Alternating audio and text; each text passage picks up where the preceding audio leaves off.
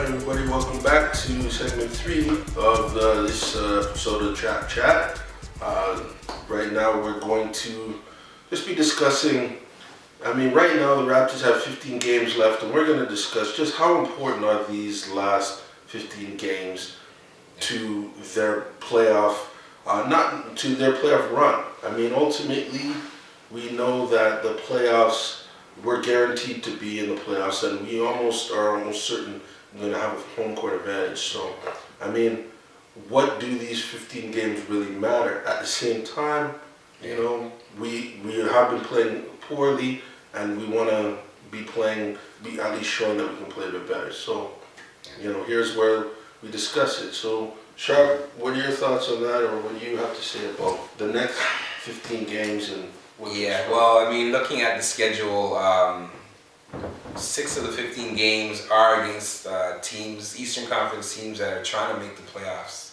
And I think only 3 games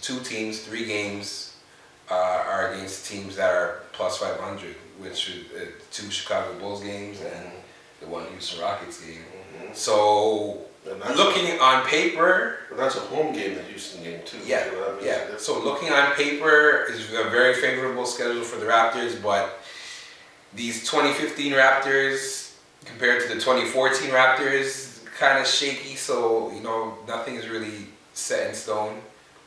But with that said, I think the Raptors can make a decent run at the end of the season, and I think it matters somewhat going into the playoffs, kind of what kind of momentum they could build going towards the playoffs. So I think to a certain extent it matters, maybe not as much as people would like to stress it, but I think it matters a little bit. I definitely think that having confidence going into the playoffs matters, and the only way to get that is having had recent wins and the feeling of winning.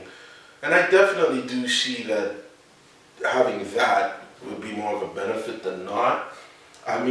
Part of me wonders though, if the team were, let's say, to back into the playoffs and let's say come in with like 4 losses in a row, 5 losses in a row, obviously the impression of the team going in would probably be a little lower. The energy, although, would still be there because we're in the playoffs, but for the fans who've been following, you probably wouldn't be as confident in that sense.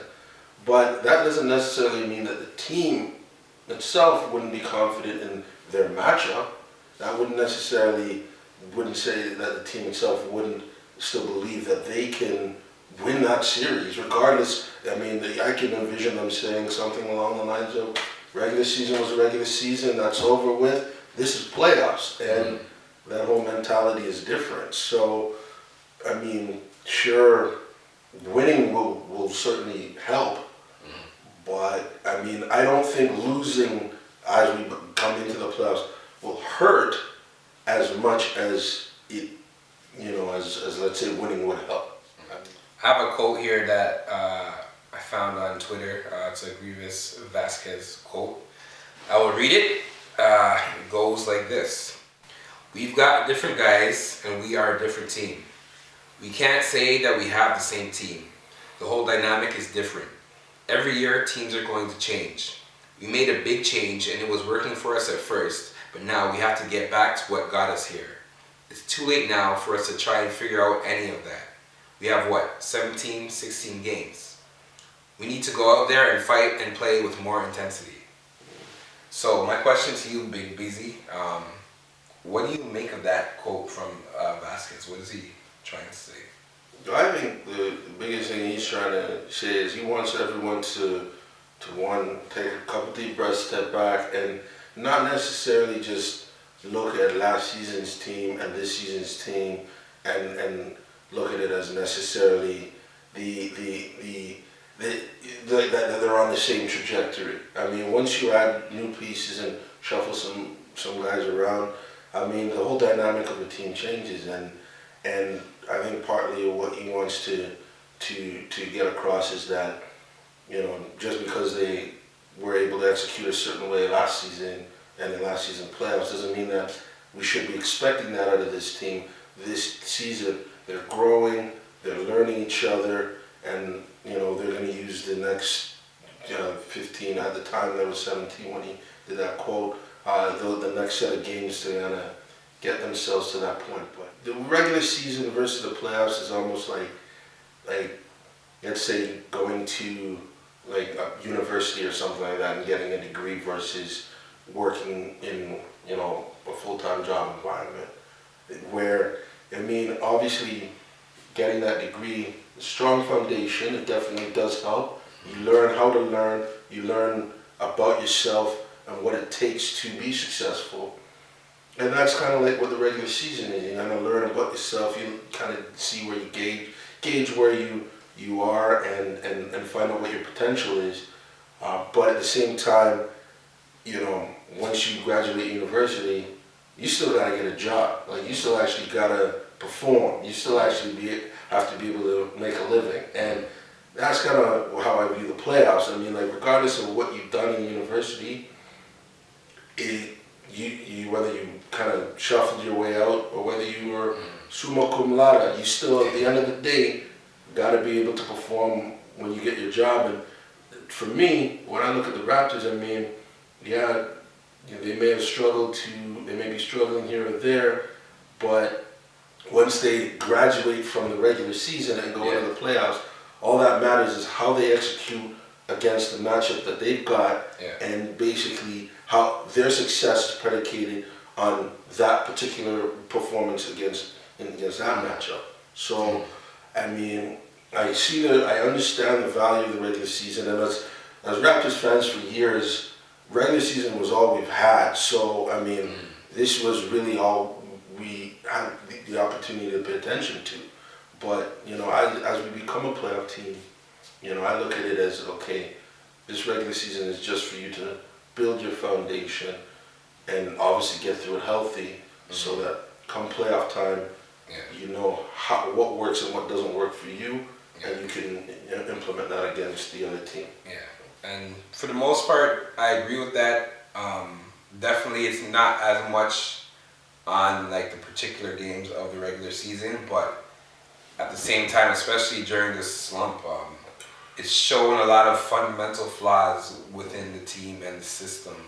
And again, it's been hard at points to put your finger on exactly what it is, but definitely some of the ones that we know are rebounding, ball movement, and these are things that hopefully over the course of the end of the season, they at least find a way to work around it, if not correct it. So I think that's probably more the focus towards the end of the season than anything, working out those issues.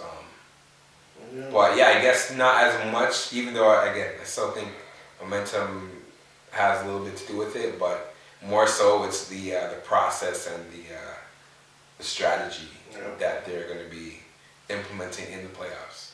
If you, as a casual sports fan who didn't really know much about the NBA, were to, let's say, open a paper or log on to a website and see the standings, you didn't really know who the Spurs were, and you looked at all the teams.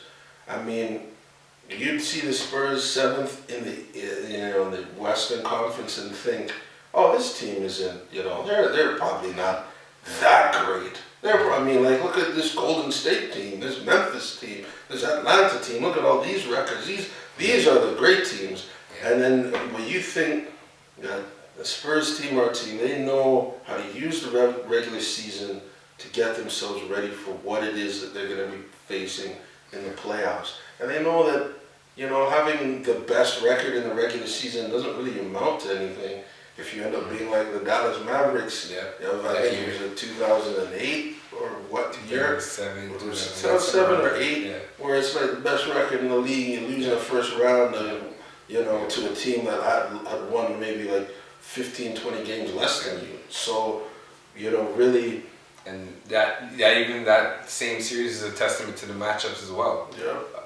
It seemed like Golden State that year was like specifically designed to take apart the Mavericks, because even during the regular season they matched up well with them.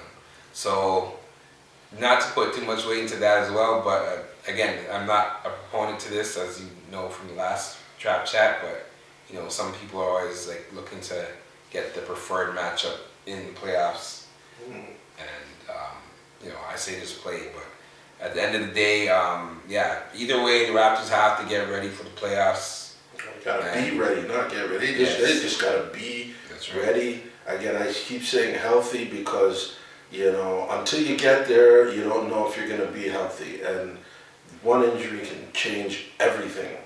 So they get there healthy, then you just roll it out there and see what you got. Because this team, as we've talked about, when they play well, they're good enough to beat pretty much anybody.